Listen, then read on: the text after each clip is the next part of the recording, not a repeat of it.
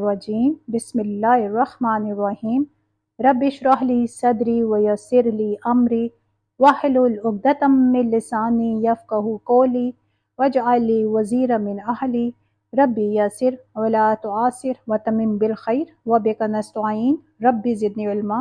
السلام علیکم ورحمۃ اللہ وبرکاتہ۔ اللہ سے دعا ہے کہ یہ جو چھوٹی سی کوشش ہے دین کے راستے میں، اللہ اس کو اپنی بارگاہ میں قبول فرمائے اور میرے لیے اور آپ سب کے لیے، اسپیشلی ہمارے والدین کے لیے صدقہ جاریہ بنائیں، کیونکہ دیکھیے اللہ کو سیکھنا اور سکھانا دونوں بہت پسند ہیں، اور اگر کوئی بولنے میں یا سمجھنے میں ہماری غلطی ہو جائے تو اللہ تعالیٰ معاف فرمائے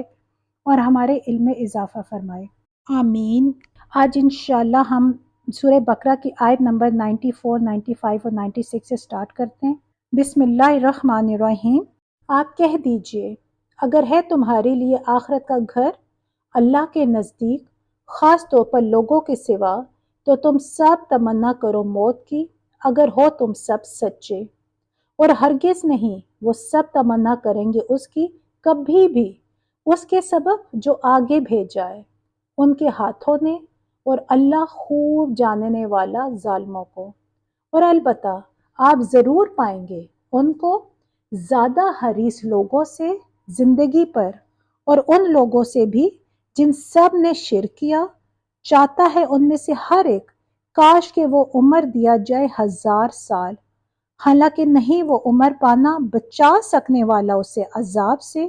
یہ کہ وہ عمر دیا جائے، اور اللہ خوب دیکھنے والا اس کو جو وہ سب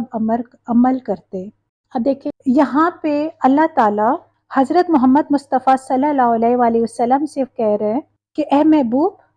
تو فرما دو اگر دوسرے لوگوں کو چھوڑ کر آخرت کا گھر اللہ کے نزدیک خالص تمہارے ہی لیے ہے، اور اگر تم بہت سچے ہو تو ٹھیک ہے موت کی تمنا کرو۔ اور اپنے ابد مالیوں کی وجہ سے اللہ تعالیٰ نے کہہ رہے کہ ایسا یہ ہرگز نہیں کریں گے،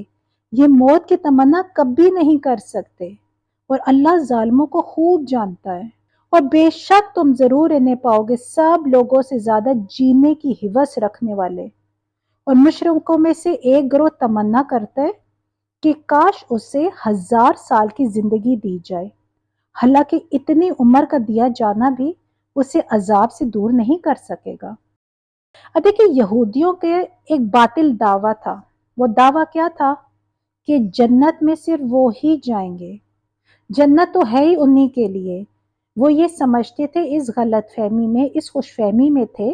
کہ اگر انہوں نے کوئی گناہ کیے تو کچھ عرصے کے لیے وہ جہنم جائیں گے، انہیں کچھ عرصے کے لیے سزا ملے گی اور واپس انہیں جنت بھیج دیا جائے گا۔ اس بات کا دعویٰ جو ہے یہ سورہ بقرہ کی آیت 111 میں آئے گا۔ یہاں پہ اللہ تعالیٰ ان سے کہہ رہے کہ اگر تمہارے لیے، یعنی تم یہ بات تمہیں معلوم ہے کہ جنت صرف تمہارے لیے ہی ہے اور آخرت کی طرف سے تم بالکل مطمئن ہو، تو پھر تو مسئلہ ہی نہیں ہے، تو پھر تم موت کی تمنا کرو۔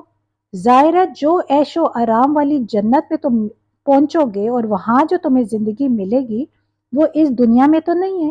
یہاں کیوں تم اتنی تکلیفیں برداشت کر رہے ہو، اتنے مصائب دیکھ رہے ہو؟ ظاہر ہے دنیا میں زندگی گزارنا آسان ہے، اتنی محنت ہے، مشقت ہے، تکلیفیں برداشت کرنا پڑتی ہیں۔ تو اللہ تعالیٰ نے کہہ رہے کہ ٹھیک ہے جب جنت کا تمہیں پتہ ہے کہ جنت تمہارا ٹھکانہ ہے تو ٹھیک ہے تم موت کی تمنا کرو۔ حضرت عبداللہ بن عباس رضی اللہ تعالیٰ عنہ سے روایت ہے کہ حضرت محمد مصطفیٰ صلی اللہ علیہ وآلہ وسلم نے ارشاد فرمایا، اگر یہودی موت کی تمنا کرتے تو سب ہلاک ہو جاتے اور روئی زمین پر کوئی ایک یہودی بھی باقی نہ رہتا۔ دیکھیں موت کی جو محبت ہے نا، یہ ہر انسان کو نہیں ہوتی، یہ اسی انسان کو محبت ہو سکتی ہے جس کو معلوم ہوتا ہے کہ وہ اللہ کے لیے دنیا میں بھی آئے ہے اور اللہ ہی کے لیے دنیا گزارے گا، اور ایک ایک عمل اس کا اللہ کے حکم کے مطابق ہوگا۔ حضرت عمر فاروق رضی اللہ تعالیٰ عنہ ہر نماز کے بعد دعا کرتے تھے کہ یا رب مجھے اپنی راہ میں شہادت اور اپنے رسول کے شہر میں مجھے وفات نصیب فرما۔ اب یہ یہودی ایسے کر سکتے تھے؟ وہ تو موت کی تمنا ہی نہیں کرتے تھے، وہ تو موت سے ڈرتے تھے۔ حضرت خالد بن ولید رضی اللہ تعالیٰ عنہ نے جس وقت ایران والوں کو خط لکھا تھا، اس میں انہوں نے کیا لکھا تھا؟ انہوں نے لکھا تھا کہ میرے ساتھ ایک ایسی قوم ہے جو اللہ کی راہ میں شہید ہو جانے کو اتنا محبوب رکھتی ہے جیسے ایرانی لوگ شراب سے محبت کرتے ہیں۔ ظاہر ہے جو دنیا میں رہتے ہیں، وقتی طور پر دنیا میں خالی گزارا کر رہے ہوتے ہیں، وہ جو ہے نا وہ پہ شراب اور مستی ان کی زندگی کا ایک حصہ ہوتی ہے۔ اور یہاں پہ پھر یہاں سے یہ ظاہر ہو رہا ہے جو اللہ والے ہوتے ہیں نا، وہ دنیا میں کوئی اپنا دل نہیں لگاتے، وہ آخرت کے لیے سب کچھ جمع کرتے ہیں تاکہ آخرت جو فور ایور ہے، جو ہمیشہ کی جہاں پہ انہیں زندگی ملے گی، وہاں پہ وہ جنت ان کا حصہ ٹھکانہ بن جائے۔ اور جو یہاں کے لوگ ہیں وہ صرف دنیا سے محبت کر کے نا تو شراب نوشی اور مستی میں اور اپنی زندگی ایسے ہی گزار لیتے ہیں۔ دیکھیں جو نیک لوگ ہیں نا، وہ دعا اگر مانگتے ہیں نا لمبی عمر کی، تو اس کے پیچھے ایک ریزن ہوتا ہے، اور وہ ریزن یہ ہوتا ہے کہ وہ اتنی نیکیاں کر سکے، اللہ انہیں اتنا موقع دے کہ وہ اپنے لیے کچھ ذخیرہ کر لے آخرت کے لیے۔ اور اگر انہوں نے کوئی زندگی میں گناہ کیے ہوں تو ان گناہ کی توبہ اور استغفار کرنے کا اللہ انہیں موقع دے دے۔ اچھا یہاں ایک بات اور، کبھی بھی انسان کو دنیا کی تکلیف سے تنگ آ کر موت کی تمنا نہیں کرنی چاہیے، یہ ناجائز ہے، یہ منع فرمایا گیا ہے۔ حضرت انس بن مالک رضی اللہ تعالیٰ عنہ سے روایت ہے کہ رسول اللہ صلی اللہ علیہ وآلہ وسلم نے ارشاد فرمایا، کوئی دنیاوی مصیبت سے پریشان ہو کر موت کی تمنا نہ کرے، اگر موت کی تمنا کرنے کے سوا کوئی چارہ نہ ہو تو یوں دعا کرے کہ اے اللہ، جب تک زندہ رہنا میرے لیے بہتر ہے اس وقت تک مجھے زندہ رکھ، اور جب میرے لیے وفات بہتر ہو اس وقت مجھے وفات دے دے۔ اور یہ یہودی تو صرف باتیں کرتے تھے، کیونکہ انہیں معلوم تھا، وہ موت کی تمنا نہیں کرتے تھے۔ کیوں نہیں کرتے تھے؟ کہ انہیں معلوم تھا کہ وہ اب ان کی اتنی بدعمالیاں ہیں کہ وہ تو جنت ان کا ٹھکانہ ہو ہی نہیں سکتا۔ دیکھیے ہر انسان کو خوب معلوم ہے، اب انسان جانتا ہے نا کہ میں جانتی ہوں میں کدھر ہوں۔ انسان کا دل اس کو بتا دیتا ہے کہ وہ اللہ کے ساتھ دھوکہ دے رہا ہے یا وہ خلوصی دل سے ایک نیک راستے پہ چل رہا ہے۔ اب دیکھیں اگر جو انسان سچے دل سے نا اللہ کے لیے زندگی گزارتا ہے تو ایک حدیث نبوی ہے کہ دنیا میں اس طرح رہو گویا تم اجنبی ہو یا مسافر ہو۔ تو اندازہ لگائے جو انسان خالص اللہ کے لیے زندگی گزارتا ہے اس کے لیے دنیا کوئی معنی نہیں رکھتی۔ یہ دنیا باغ نہیں، ایون اس کو ایک قید خانہ نظر آتی ہے جس میں انسان مجبور ہوتا ہے کہ اس کو یہاں پہ زندگی گزارنی ہے جب تک اللہ نے اس کو زندگی دی ہوئی ہے، اور یہاں رہ کر اس نے وہ تمام ذمہ داریاں پوری کرنی ہیں جو ان پر فرض کی گئی ہیں۔ یہاں رہنے کی خواہش اگر دل میں موجود ہو تو پھر آخرت پر ایمان یا اللہ کے ساتھ خلوص انسان رکھ ہی نہیں سکتا، بلکہ ہر انسان کی یہ چاہ ہوتی ہے کہ اگر اس دنیا میں بھی رہے تو صرف نیک کام کرنے کے لیے، اللہ کی وحدانیت کو پھیلانے کے لیے۔ جبکہ یہ یہودی کیا تھے؟ یہ تو دنیا میں عیش و عشرت کرنا چاہتے تھے، گناہ اور اپنی مرضی کی زندگی گزارنا چاہ رہے تھے۔ یہ اسی لیے ان کی تو خواہشات ہوتی تھی ہماری ہزاروں سال زندگی رہے اور ہم اسی طرح عیاشیاں کرتے رہے۔ اللہ تعالیٰ تو ان کے بارے میں فرما رہا ہے کہ تمام انسانوں سے حریص اس دنیا کی زندگی پر یہی لوگ ہیں، ایون اتنے کہ مشرکوں سے بھی زیادہ حریص ہے، یعنی انہوں نے مشرکوں کو بھی پیچھے چھوڑ دیا۔ دیکھیں مشرکین جو تھے وہ اہل ایمان کے ساتھ جب مقابلہ کرتے تھے تو کھل کر کرتے تھے، میدان میں آ کر ڈٹ کر مقابلہ کرتے تھے اور اپنی جانیں اپنے باطل معبودوں کے لیے قربان کر دیتے تھے۔ جبکہ یہودیوں کا معاملہ بالکل الٹ ہے، ان میں تو ہمت اور جرت بھی نہیں ہے وہ جان ہتھیلی پر رکھ کر کہ وہ میدان میں آ سکے۔ ان کے بارے میں تو سورہ حشر میں آیا ہے کہ یہ سب مل کر بھی تم سے جنگ نہ کر سکیں گے مگر قلعہ بند بستیوں میں یا دیواروں کی اوٹ سے۔ یعنی یہ اتنے کمزور تھے، ان کا ایمان بہت ہی کمزور تھا، کم سے کم مشرکین مکہ باطل معبودوں پر نا ان کا ایمان اتنا مضبوط تھا کہ ان کی خاطر جانیں دے دیتے تھے۔ لیکن یہودیوں کا معاملہ بالکل الٹ تھا، یہ صرف اپنی زندگی اپنی دنیا سے محبت کرتے تھے، یہ کسی کے لیے جان نہیں دے سکتے تھے، یہ کبھی بھی مسلمانوں کے سامنے آ کر ڈٹ کا مقابلہ نہیں کر سکے۔ ان میں سے ہر ایک کی خواہش کیا ہوتی تھی کہ انہیں 1000 سال عمر مل جائے، اور اللہ تعالیٰ نے کہہ رہا ہے کہ اگر 1000 سال عمر مل بھی جائے تو کیا وہ 1000 سال کی عمر تمہیں عذاب سے چھٹکارا دلوا دے گی؟ کبھی بھی نہیں، کیونکہ آخرت تو ہر حال میں آنی ہی آنی ہے، ان کو ان کے کرتوتوں کی سزا ہر حال میں مل کر رہے گی، اور اللہ سب کچھ دیکھ رہا ہے جو یہ لوگ کر رہے ہیں۔ آیت نمبر 97 اور 98 میں ہے، آپ کہہ دیجئے جو ہے دشمن جبریل کا تو بے شک اس نے اس کو اتارا ہے تیرے دل پر اللہ کے حکم سے، تصدیق کرنے والا ہے اس کی جو اس سے پہلے کتابیں نازل ہوئیں، اور ہدایت اور خوشخبری ہے سب ایمان والوں کے لیے جو ہے دشمن اللہ کا اور اس کے فرشتوں کا اور اس کے رسولوں کا اور جبرائیل اور میکائیل کا، تو بے شک اللہ بھی دشمن ہے کافروں کا۔ اب یہاں اللہ انہیں کہہ رہے کہ جو کوئی جبرائیل کا دشمن ہے تو بے شک اللہ ہی نے تو دیکھو تمہارے دل پر قرآن اتارا ہے نا جبرائیل علیہ السلام کے ذریعے، اور یہ وہ کتاب ہے جو تمہاری پہلے سے موجود کتابوں کی تصدیق کرنے والی ہے۔ یہودیوں کے لیے محمد صلی اللہ علیہ وسلم کی جو نبوت تھی ان کے لیے ایک بہت بڑی آزمائش تھی۔ ان کا خیال تھا کہ آخری نبی جو ہیں ان کا وقت قریب ہے، اور جیسے پہلے جتنے بھی نبی بنی اسرائیل میں سے آئے یہ آخری نبی بھی بنی اسرائیل میں سے آئیں گے، لیکن وہ آ گئے بنی اسماعیل میں سے۔ اور یہودی ان کے اندر نے ایک بہت احساس برتری تھی، تو وہ اس لحاظ سے دیکھا جائے تو بنی اسماعیل کو وہ بڑے حقیر سمجھتے تھے۔ وہ کہتے تھے کہ یہ تو امی لوگ ہیں، ان پڑھ ہیں، ان کے پاس نہ کوئی کتاب ہے نہ کوئی شریعت ہے، کوئی قانون نہیں ہے ان کے پاس، تو اللہ تعالیٰ نے کیسے ایک شخص کو ان میں سے چن لیا؟ وہ کہتے تھے کہ جبرائیل علیہ السلام کی یہ شرارت ہے کہ وہ وہی لے کر محمد صلی اللہ علیہ وسلم کے پاس چلا گیا، لہٰذا وہ جبرائیل علیہ السلام کو اپنا دشمن ماننا شروع ہو گئے تھے۔ اب دیکھیں اہل تشیع میں بھی ایک فرقہ تھا غرابیہ، ان کا بھی عقیدہ کچھ اسی طرح کا تھا۔ ان کا عقیدہ کیا تھا کہ حضرت محمد صلی اللہ علیہ وآلہ وسلم اور حضرت علی رضی اللہ تعالیٰ عنہ دونوں کی ارواح ایک دوسرے سے بہت ملتی جلتی ہیں۔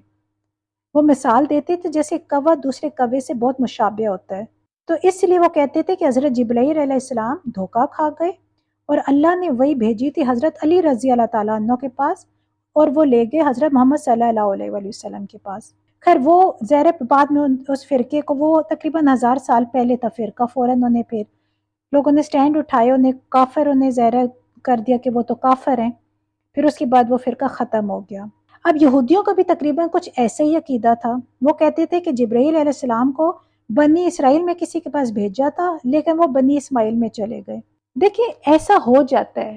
انتہا درجے کی نفرت میں، دشمنی میں اور انتہا درجے کی محبت میں انسان حد کراس کر جاتا ہے۔ اب حضرت علی رضی اللہ تعالیٰ عنہ نے تو خود کہا تھا کہ میری وجہ سے 2 فرقے جو ہے وہ جہنم میں جائیں گے، ایک وہ فرقہ جو میری سے دشمنی میں جائے گا، اور ایک وہ جو مجھ سے محبت میں اس حد تک آگے چلا جائے گا کہ وہ بھی جہنم میں جائے گا۔ اب دیکھیں اہل تشیع کا بھی تو یہی تھا نا، وہ حضرت علی رضی اللہ تعالیٰ نے اس حد تک انہیں عقیدت اور محبت تھی نا کہ انہیں وہ نبی کی پوسٹ میں وہ تصور کرنا شروع ہو گئے تھے۔ اب جب کہ اللہ تعالیٰ نے نا ہر چیز کو کنٹرول کیا ہوا ہے، اللہ تعالیٰ نے سوائے اللہ کی ذات کے انسان کسی کے لیے حد سے تجاوز نہیں کر سکتا۔ انسان کی زندگی، اس کا اٹھنا بیٹھنا، کھانا پینا، سونا جاگنا صرف اللہ کے لیے ہونا چاہیے۔ ظاہر ہے جب سب کچھ اللہ کے لیے ہوگا تو اللہ کا ہر حکم انسان آنکھیں بند کر کے یقین کر لے گا، اس پر عمل کر لے گا، پھر وہ ادھر ادھر کے بہانے نہیں ڈھونڈے گا۔ دیکھیے حضرت محمد مصطفیٰ صلی اللہ علیہ وآلہ وسلم نے بھی فرمایا تھا کہ میری امت میں بھی وہ تمام احوال وارد ہوں گے جو بنی اسرائیل پہ ہوئے تھے، جیسے ایک جوتا دوسرے جوتے سے مشابہ ہوتا ہے۔ دیکھیں اب امت مسلمہ بھی کسی فرقے کی اگر عقائد کو اس طرح اپنا لے تو پاسبلٹی ہے، یعنی آپ صلی اللہ علیہ وسلم نے ایڈوانس میں بتا دیا تھا کہ ایسی چانس اللہ نبی محمد صلی اللہ علیہ وسلم کی امت میں بھی ایسی آپشنز، ایسی چانسز تھے کہ وہ کسی فرقے کو اس طرح کے عقیدے کو نا وہ اپنا لے گا، اور دیکھیں اب ایسے ہی ہو رہا ہے، کتنے فرقے بن چکے ہیں، ہر فرقہ اپنے ہی بزرگوں کو لے کے چل رہا ہے، اور اس ایکسٹریم میں چل رہا ہے کہ وہ کسی اور فرقے کو مسلمان ہی کنسیڈر نہیں کر رہے۔ ایون وہ اللہ کے رسول، اللہ کی کتابوں کا ایک طرف رکھ کے ان کی جنگ ہی اپنے بزرگوں، اپنی کتابوں کے لیے لگی ہوئی ہے۔ یہاں اللہ تعالیٰ نے انہیں صاف صاف کہہ دیے کہ جو کوئی اللہ اور اللہ کے فرشتوں کا اور اس کے رسولوں کا، جبرائیل علیہ السلام، میکائیل علیہ السلام کا دشمن ہے، تو سمجھو وہ اللہ کا دشمن ہے، وہ اللہ سے دشمنی کر رہے ہیں، کیونکہ وہ اللہ کے حکم کے بغیر کوئی فرشتہ کچھ بھی نہیں کرتا، وہ وہی کام کرتے ہیں جو اللہ کا حکم ہوتا ہے، وہ اللہ ہی کے حکم سے وہی لے کر آتے ہیں۔ تو اللہ کہہ رہے کہ کافروں کا پھر اللہ دشمن ہے۔ دیکھیں یہاں سے ہمیں یہ بھی بات معلوم ہو رہی ہے کہ تمام انبیاء کرام اور فرشتوں سے دشمنی کفر ہے اور اس کی وجہ غضب الہی پھر بنتی ہے۔ ایک بھی فرشتے سے عداوت، آپ یہ سمجھے کہ سارے فرشتوں سے عداوت ہے۔ یہی حال انبیاء کرام کا بھی ہے۔ اگر کوئی ایک کسی نبی سے بھی عداوت رکھے گا تو سمجھے وہ اس نے تمام انبیاء سے عداوت رکھی۔ حضرت ابو ہریرہ رضی اللہ تعالیٰ عنہ سے روایت ہے کہ محمد صلی اللہ علیہ وآلہ وسلم فرماتے ہیں کہ اللہ نے فرمایا جو میرے کسی ولی سے دشمنی کرے اس سے میں نے لڑائی کا اعلان کر دیا ہے۔ اب یہ اللہ کے ولی کون تھے؟ صحابہ کرام، خلفائے راشدین، اہل بیت، جو اللہ کے نیک بندے تھے اور اللہ ہی کے لیے زندگی گزارنے کا ان کا مقصد بن گیا تھا۔ اللہ کی راہ میں شہید ہونا ان کی زندگی کا مقصد تھا، ان کی دعائیں ہوا کرتی تھی۔ اللہ کا ہر نیک بندہ جو صرف اور صرف اپنے اللہ کے بتائے ہوئے راستے پر چلتا ہے وہ ولی ہے۔ وہ نہیں جو اللہ کے بتائے ہوئے راستے کو چھوڑ کے اپنے عقیدے لے کر، اپنے عقیدے دنیا میں پھیلا کر اور اللہ کا ولی بن جائے۔ نام اللہ کا استعمال ہو رہا ہو، نام دین اسلام کا استعمال ہو رہا ہو، اور اندر سارے عقائد جتنے بھی ہیں وہ سب ولیوں کے اپنے نیک بندے جو اپنے آپ کو نیک بندے کہہ رہے ہوں اور اپنے آپ کو اللہ کا ولی کہہ رہے ہوں، لیکن عقیدے وہ سارے اپنے پیش کر رہے ہوں، اور آگے آنے والے انسان انہی نیک بندوں کے، وہ جو بتانے والے بزرگ ہیں، انہی کے عقیدوں پہ چلنا شروع کر دیں اور اللہ کے بتائے ہوئے جو عقیدے ہیں انہیں وہ پیچھے چھوڑ دیں۔ تو ایسے لوگ اللہ کے ولی نہیں ہوتے۔